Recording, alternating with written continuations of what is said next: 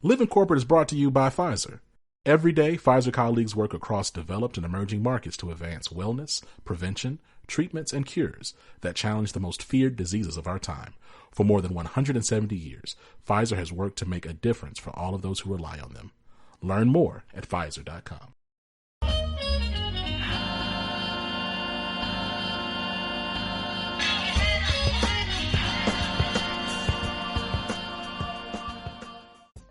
What's up, y'all? It's Zach. We live in corporate, and just in case you've been living under a rock or you're willfully ignorant, it's Black History Month. You know, here's the thing. Black History Month, the history of it, pretty interesting. Like everything in this country, black folks had to fight for and accept some type of consolation. But it actually started off as a week, and then it grew into a month. Now, the fact that we have the shortest month of the year and one of the coldest months of the year, I mean, kind of goes back to what I'm saying. You know what I mean? But all the same, happy Black History Month for everyone listening. You know, Black History Month is, for me, not about dwelling on just the past, but allowing the past to help inform what our future should be. And you know, when you think about Black History Month, especially in the context of like corporate celebration and events and things, if all you're doing as a corporation is looking at people like Dr. King or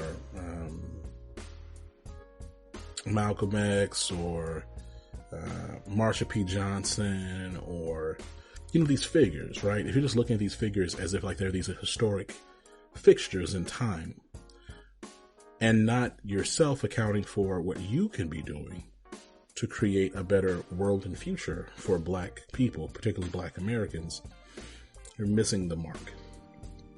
As a corporation, and I'm talking to you corporations, because there was some law some years ago that just determined that corporations can also be people. So I'm going to talk to y'all like y'all are people. So as a corporation, you touch everybody. There's some part of your work that you do that impacts black people, either by exploiting them directly or indirectly. You're selling to them, or again, making money by not selling to them in some way. I really hope that you consider yourself responsible and accountable for your behavior and how it impacts black people every day. You know, that kind of gets to this episode today. You know, we've continued to spotlight Pfizer as part of this extended campaign. And what I enjoy about these conversations that we have with the leadership at Pfizer is that they do the work to connect the dots, right? So we're talking in this conversation not just about like Black History Month in the theoretical, but really, what does it really look like to honor and celebrate black talent in the workplace? What does it look like to pour into and celebrate and partner with black communities?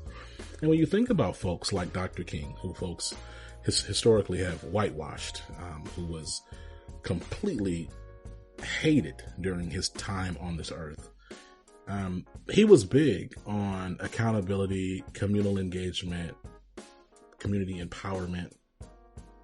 And what I enjoyed about this conversation is that we talk about employee experience.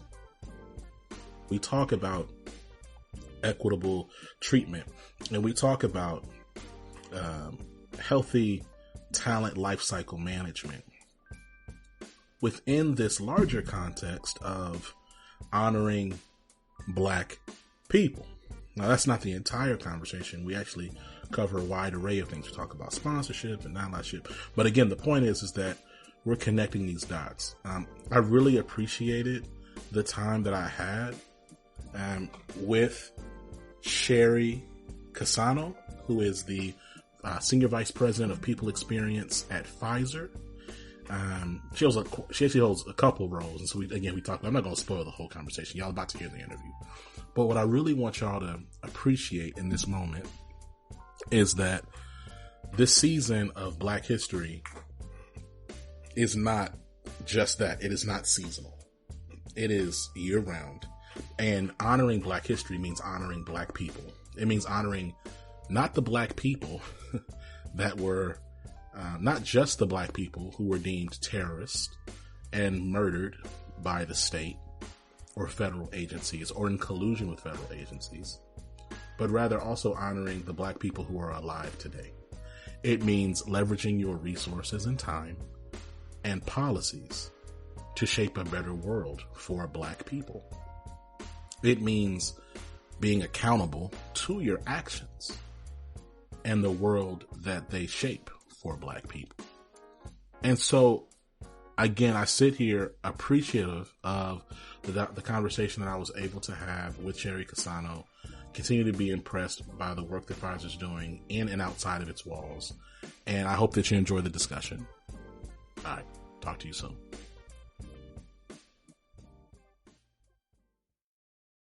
The Antigen podcast returns with a 3-part miniseries spotlighting maternal immunization. When it comes to vaccine development, there's been a shifting paradigm. Help protect pregnant women and their infants through research rather than from research. Join us this season to dive deeper into this topic, the history, challenges, innovations, and exciting developments to come. Subscribe and listen to The Antigen, powered by Pfizer, on your favorite podcast app.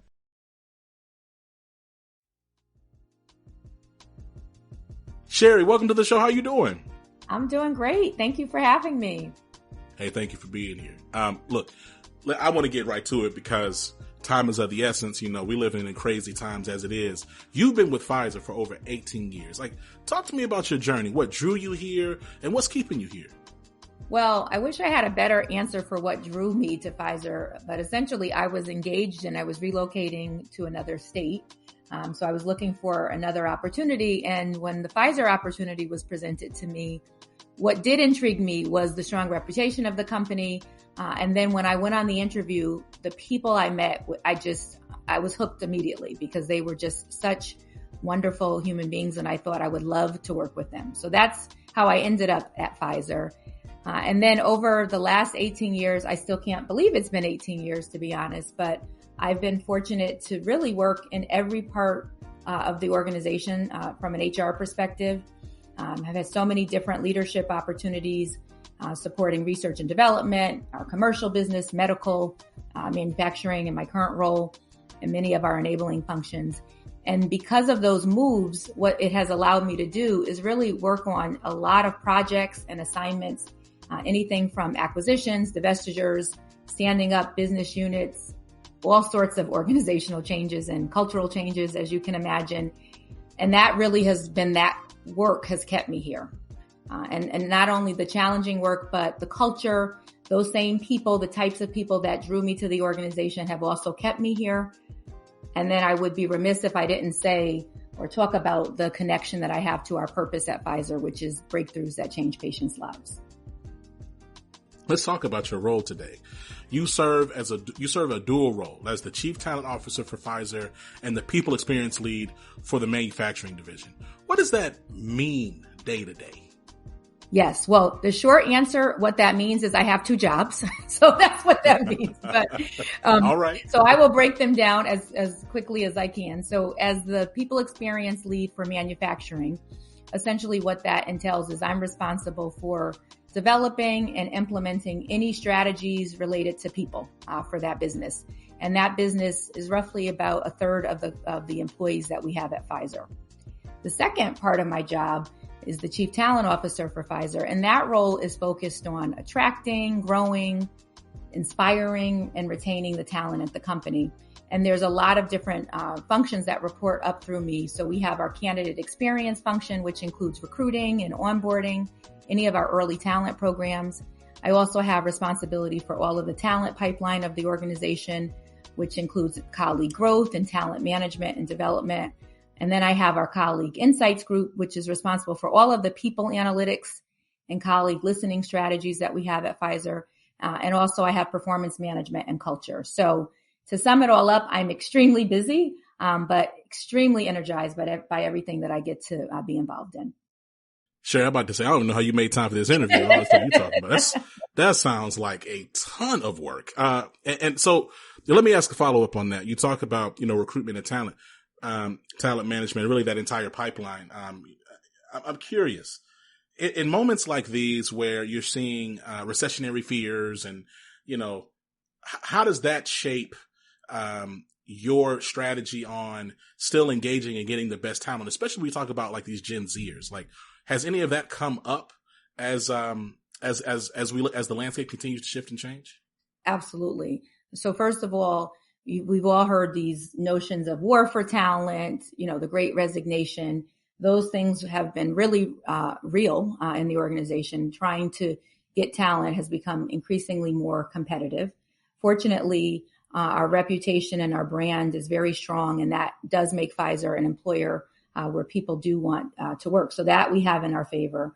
But trying to really constantly think about all of the different things that the various generations look for is sometimes very interesting, right? I think multi-generational workplaces can thrive. We're an example of that. But the key is to understanding what each generation looks for. It's not a one size fits all. So you mentioned our Generation Z. They are really interesting in terms of the things that draw them to the company.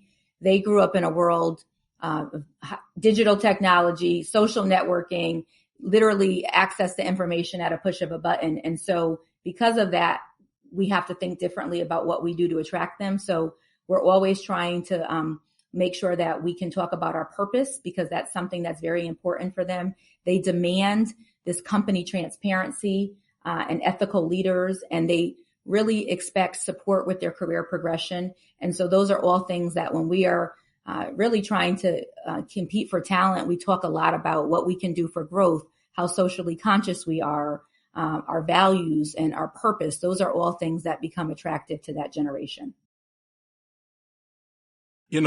It's interesting because, and I'll say this just as like more of an aside. You talk about your role, and you talk about the fact that you sit in these two positions. Again, you've been with Pfizer. You've been with Pfizer for, again, over 18 years. Yes.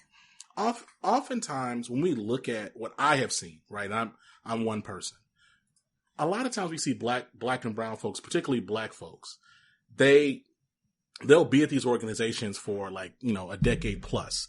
And there seems to be like this ceiling where they get to like senior manager or whatever the equivalent is to director, right? So like that mid-level manager, they might even make it all the way to senior director, but they don't always, it's rare to see them break through. We have all this conversation about the lack of black CEOs and the lack of black like chief officers.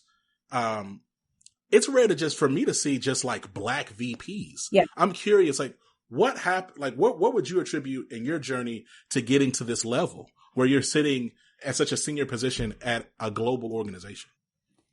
It's a great question. First of all, I think I have to acknowledge that I have had incredible managers, mentors, and sponsors along the way. And I do give a lot of credit to those individuals for helping me navigate my journey, because I fundamentally believe there are many talented individuals who look like me in companies around this country who may lack that sponsorship or may have not had strong managers and could absolutely get stuck. So for me, with the help of those individuals that I've been fortunate enough to have, my board of directors, I call them sometimes, I've been able to take on challenging projects and assignments. Sometimes I've learned to take on assignments that maybe others did not want, some of the more problematic issues, but to raise my hand and to not be afraid to push myself outside of my comfort zone. And allowing myself to do that gave me exposure to many different parts of the company, gave me different perspectives.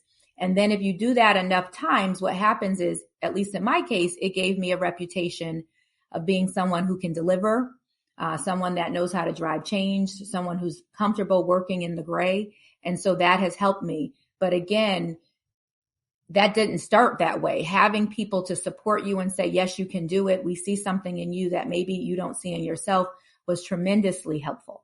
And so I do recognize not everyone has that.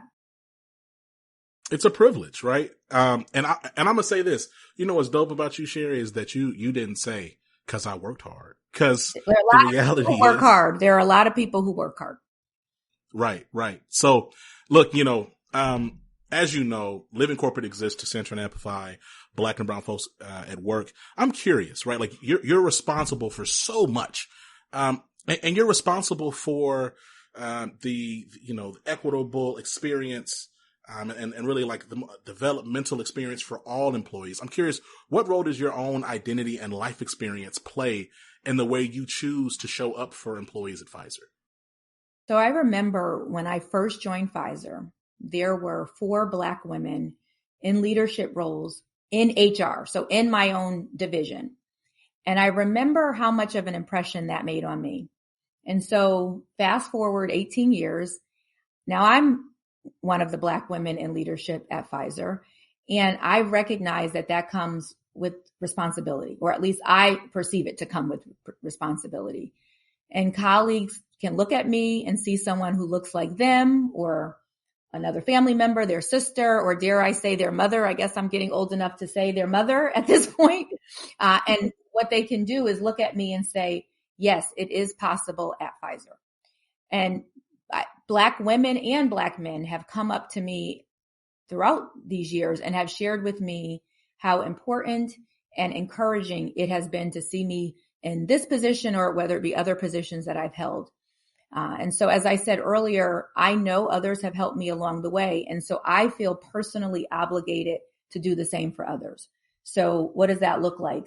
I mentor many colleagues throughout the company, both formally and informally. I try to be available so that I can be a sounding board for people and offer advice. And I am deeply committed to ensuring that we have an organization that focuses on developing our colleagues, an organization that helps to drive equity. And the really cool thing about it is I get paid to do that. So it's not only a passion of mine, that is actually fundamental to my job. And I'm just grateful that I am in a position to actually influence, shape, and to lead the work that we do to develop all of our colleagues, not just our Black colleagues, but all of our colleagues, but particularly understanding the weight of the fact of the role that I'm in, and the fact that people can look at me as an example of something that they can aspire to become. I love that.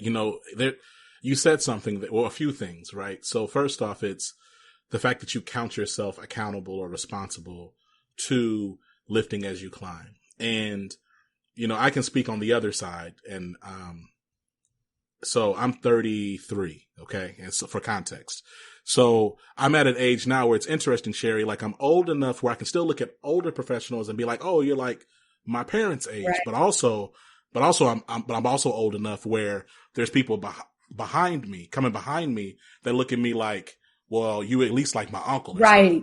And so I'm in this, this unique space, but I'm going to say, like, we had a conversation earlier, part of this series with Pfizer with Yolande Morris, and we talked about, like, on our side, right, where you like see somebody that looks like you, or that maybe someone that you could see yourself being in X amount of years, or maybe even who reminds you of an aunt or your mom or something like that, and then to engage them only for them to kind of stiff arm you a little bit and kind of be like, well, no, that there's something like genuinely painful about that. And so it's encouraging to hear your sentiment and your sense of responsibility in shaping others. I think the other thing I'll say is that I hope that for all leaders who are listening to this, but particularly Black and brown ones, we're recording this during Black History Month, that like we have a shared responsibility to support one another. That doesn't mean that we're supporting certain people at the expense of other people. Correct. But that we don't have but we do not, though, as historically marginalized people, have the benefit to be selfish or hyper self-centered. I think that, we think about, I want to talk a little bit about Black History Month in a minute, to get your perspective on that. But, a lot of those themes, like from King to really some of our more critical figures, Bayard Rustin. I mean, these individuals, there was a centralized theme of community across the board, right? Like we wouldn't really have progress, right, if everyone was just so focused on getting theirs. And I think I hope that other executives who are Black and brown, of course, all executives for sure, because I'm not leaving y'all white executives. Like, y'all listen to Sherry now, because y'all can learn as well. But also Black and brown, Black and brown executives, just listen that we have a shared responsibility for each other. Now, with all that being said, you know, a bit over a month ago, you know, you had Porter Braswell come and speak to some of your Pfizer colleagues about the reality of systemic racism and the history of inequity in this country. I'm curious, right? Like, because these organizations, Sherry, like, we'll come together and we'll talk about these things like in the theoretical, right? In the hypothetical, and like almost like these estranged concepts.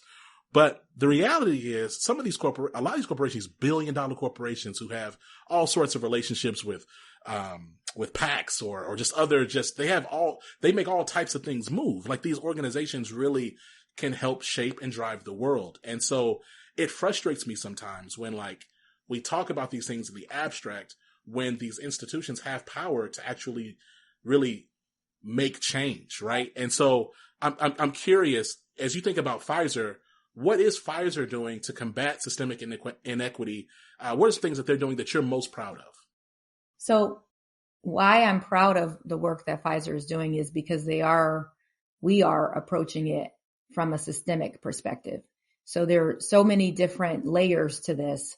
I'll talk about a couple of things we're doing, but the thing I'm most proud of is that I think with all of our efforts, we're focusing on accountability and transparency.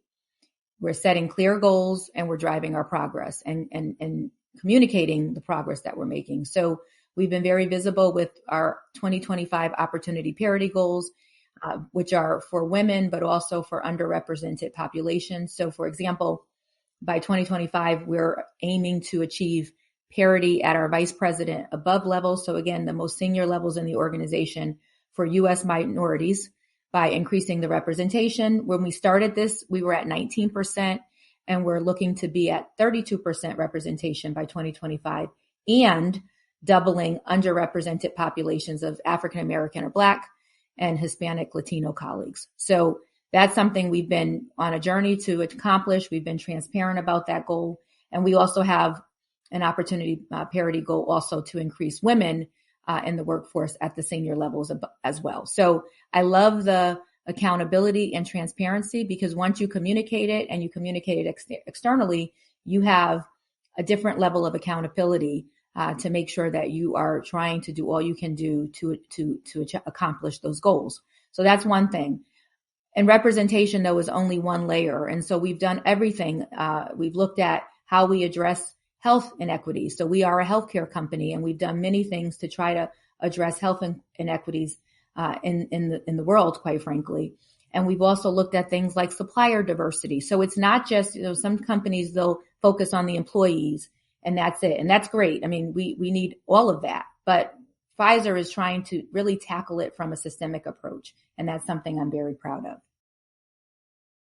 You know, to your point around the data, because you said you brought that up earlier when you talked about your role, and I was like, man, because I'm a little bit of a data nerd, just a little bit, not full fledged, but you brought it up again.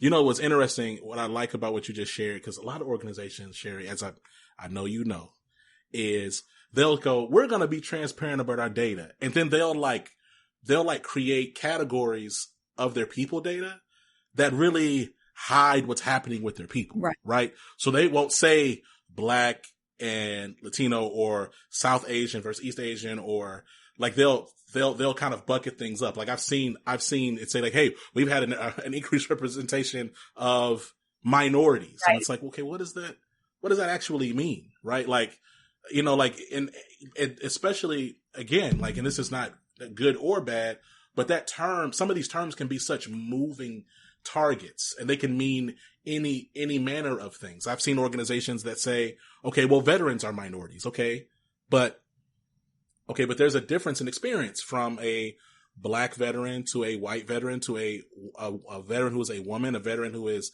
trans, or like, you know, it's about being more just like accountable even in the language, right? So, correct. so much of this becomes like this, like, I don't know, like the smoke and mirrors thing, right? And it's interesting. I think, tell me, have you experienced where my position is employees are savvy, right? they can tell when something is real and when something is like some PR stuff. No, they do. And that's why I started with the thing I'm most proud of is the accountability and transparency. They expect it.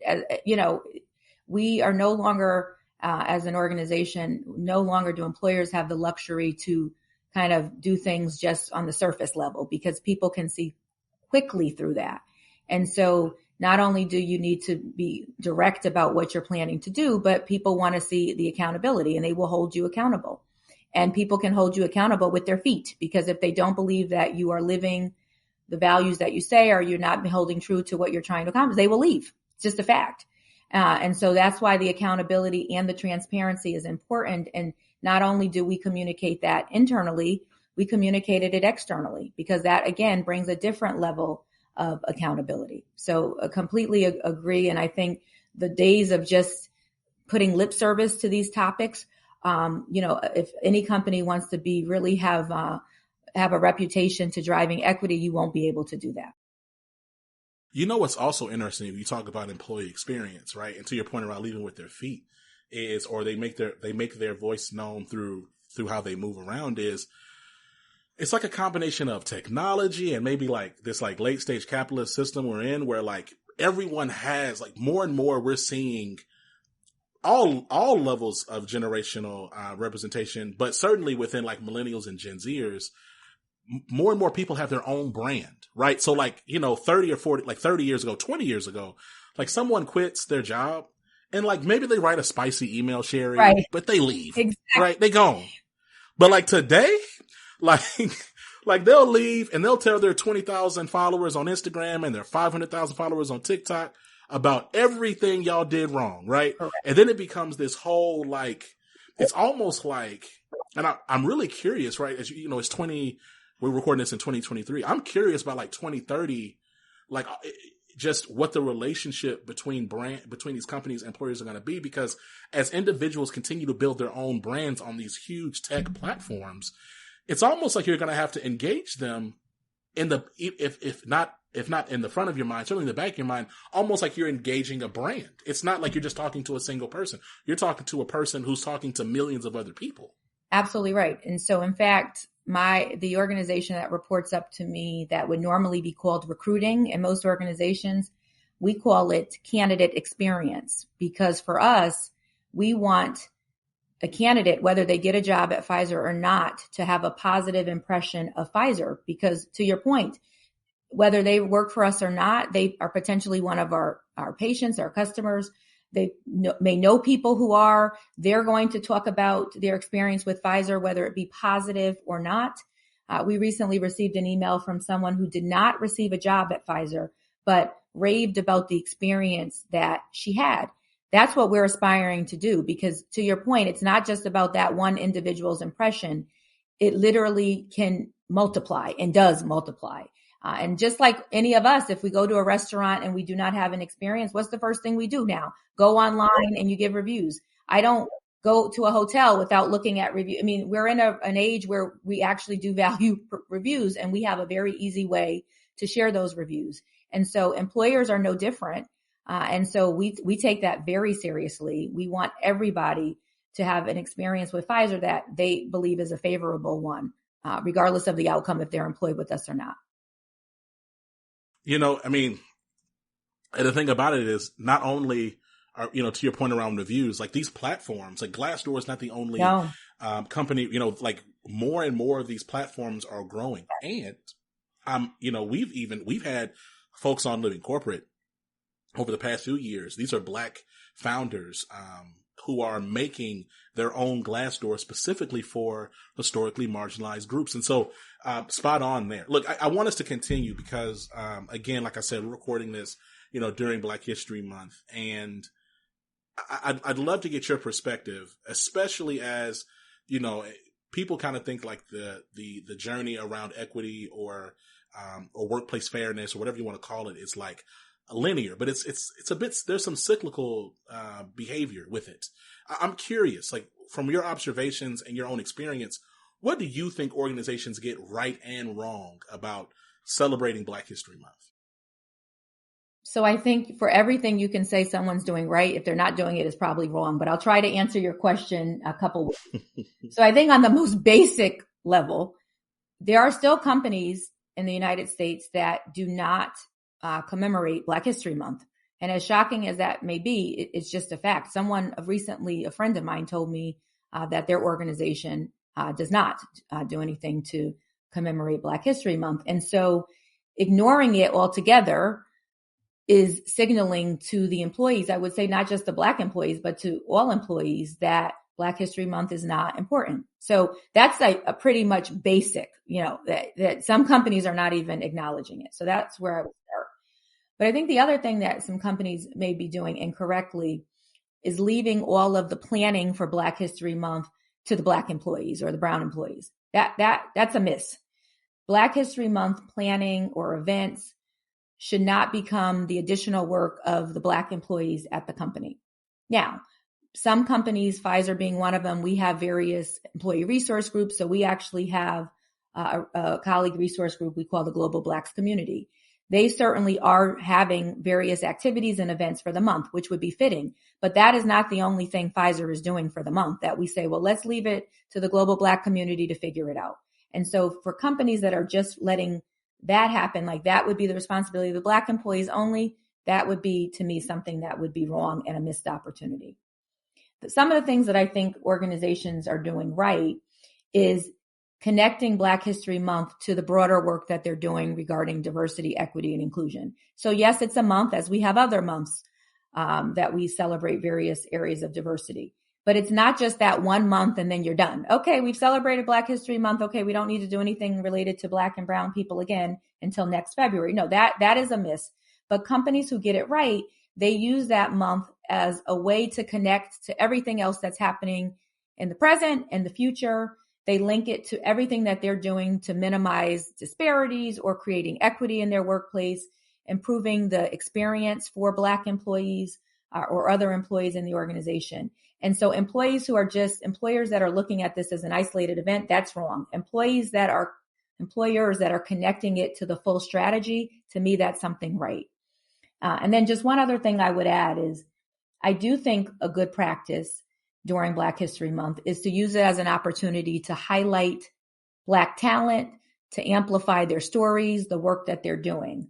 But the only word of caution I would give to that is that should not be the only time that we are highlighting Black talent.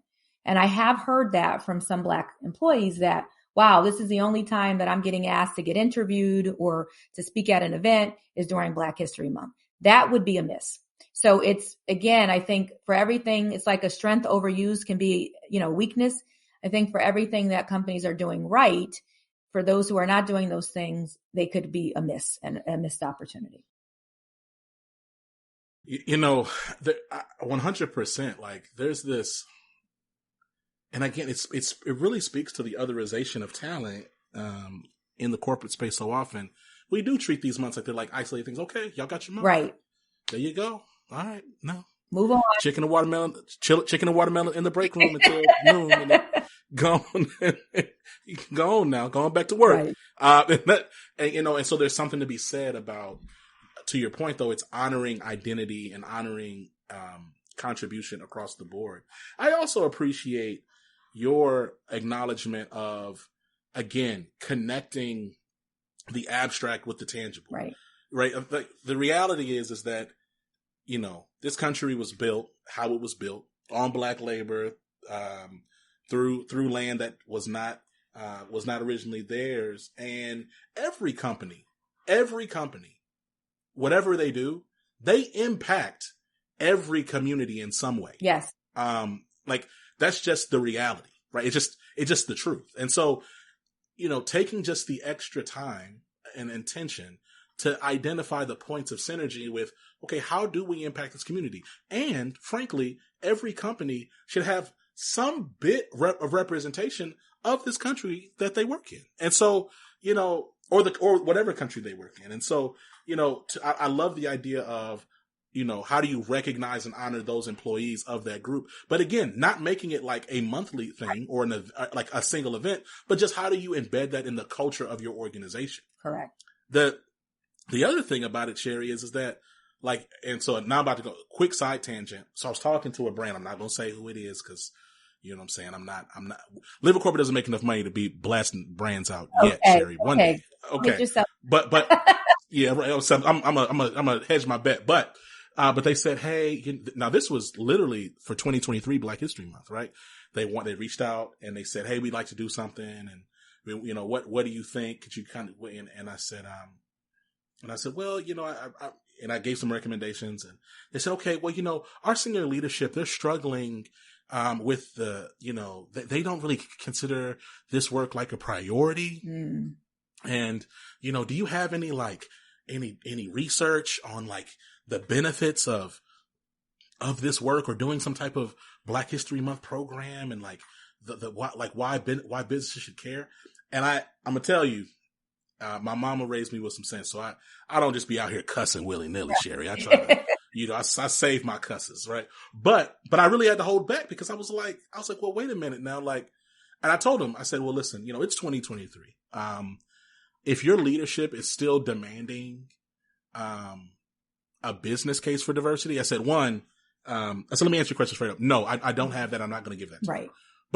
But two, just Google it. Like Google has now, there's dozens of articles that they still are publishing every few months about the business case for diversity. But it's just like, is it really rocket science for me to tell you that if you treat your employees well, if you create a strong employee experience, if you, and a really strong employee experience is a part of it is honoring just those employees. Right. You don't like, do you need me to tell you that that's going to help improve your business operations, your ability to sell or create new target markets or innovate because people feel and are empowered to participate and lead? That's something I gotta put together like a multi-point presentation for something like that in 2023. Like, come on now. And so some of it I think is just, at a certain point, it's like we should be beyond that. Yes. You know, like like a lot of things continue to change. We have AI now writing entire novels. So we should be able to, we just know, right? Now look, all this being said, you know, kind of talking about people, and I asked a little bit about this earlier when I talked about Gen Z, but as we continue to look and think about this war for talent, and frankly, the people experience within the talent management pipeline, you know, what do you think organizations need to be mindful of and prepared for in this era, especially as we double or triple click on these younger millennials and Gen Zers? Yeah. So, you know, I think some of what I've tried to ground myself and my team is we have to take a step back and even understand what that generation, so specifically Gen Z, has gone through. So think about just the past few years. We've all gone through the COVID-19 pandemic, all the social and political unrest, but they're going through that at a very younger age, entering workforce. And these experiences have impacted the way that they show up for work. And so all of that, plus what I said earlier about just the way they even digest information, highly digital compared to maybe some other generations. I think what we've had to focus on is making sure the things that we offer address some of their needs. Actually, research has shown that the Generation Z is struggling the most with engagement at work. And so we've been trying to do all we can do to try to figure out what are the things that would engage those individuals to, one, come to this company, but also be retained. As I mentioned before, focusing on growth. What growth opportunities do you have? That this is not just a dead end job. So at Pfizer, we talk a lot about non-linear career paths, what we call our zigzag movement. That's something that resonates. So people have opportunity to explore different types of growth in the company. We also talk about the bigger picture about how we make a positive impact on the world, because that purpose is very important to that generation. And for a company like Pfizer, fortunately, that's very easy. What we do is we literally try to change patients' lives. So that is almost a given for us, but is something that we're able to amplify. And then this is not just for Generation Z, but for all generations, this notion about prioritizing your wellness and companies being able to provide support for that. what I appreciate about the Generation Z talent is they are actually more open to talking about issues of mental health and well-being than maybe other generations. So that's a gift, because we need to know where people are to help them. But it also is incumbent upon a company to be able to provide the right tools and resources to support that. So again, with anything, it's not just a one size fits all. We're learning more and more. You have to offer lots of different areas in terms of to attract different people. But this Generation Z is one that is certainly keeping us all on our toes to make sure that we're able to create an environment where they want to come and then also stay. Sherry, look, this has been a fire conversation. I appreciate you taking the time to have it. Before I let you go, any parting words or shout outs? I would just say, for anyone listening on this podcast today, to just keep in a couple of things that I said. If there's like nothing else you really remember that I say, I would want people to remember that no one gets to where they are without someone helping them. I fundamentally believe that. And so with that in mind, take a moment to look for the people behind you, because there's someone that you can pull up. And just for me, it's always about the give back. And so for me, I think the message I want to send is take the time to look at who else you can help advance their career. And it doesn't have to be in these major ways. Just making time for people, being present and available means so much to people, especially people more younger or more junior in their career. It really goes a long way. So that would be my words, advice for those people who are in a position to help pull others up. And for those who are just starting their journey in the workplace, don't be shy. People are generally very generous with their time. So don't be afraid to ask for help or to seek advice. Build your board of directors as early as you can in your career, because they can certainly help you as you navigate the journey that you have at your particular company. I love it. Sherry, look, you're a friend of the show. All right, so feel free, come back whenever you want. It's been a pleasure talking to you. Well, it was great talking to you. Thank you so much. Take care.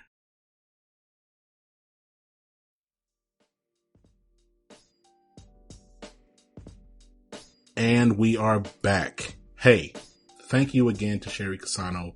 Thank you again to the whole Pfizer team. I feel like it's been some years now. Like, you've been seeing Pfizer on the pod now for a little while. So, you know what I'm saying? I feel like I feel really close, you know what I'm saying, to the team. Shout out to Erica and Mia, a bunch of other folks. I'm not even going to put them all on blast, but Ellen, you know what I'm saying? Shout out to y'all. Look, we're going to continue on with celebrating Black History Month by having really dope conversations, explicit about really honoring and respecting the past while really pushing towards creating a better future for Black folks. Yes, that's right. I said Black folks, not people of color. If I can ever say Black folks and not people of color, it's going to be during Black History Month. All right. You know what I'm saying? Like, we're not going to just use catch-all terms.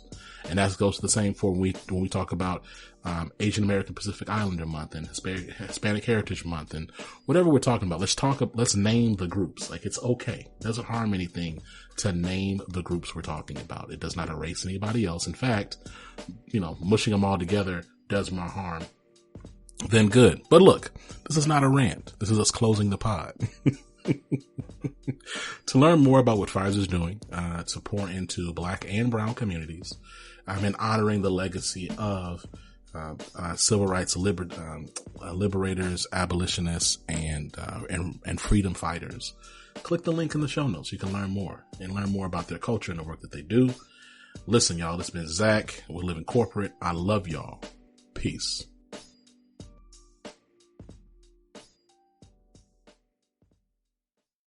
Elevation. Post-production is handled by Jeremy Jackson. Got a topic suggestion? Email us at livingcorporatepodcast@gmail.com. You can find us online on Twitter, Facebook, Instagram, and living-corporate.com. Thanks for listening. Stay tuned.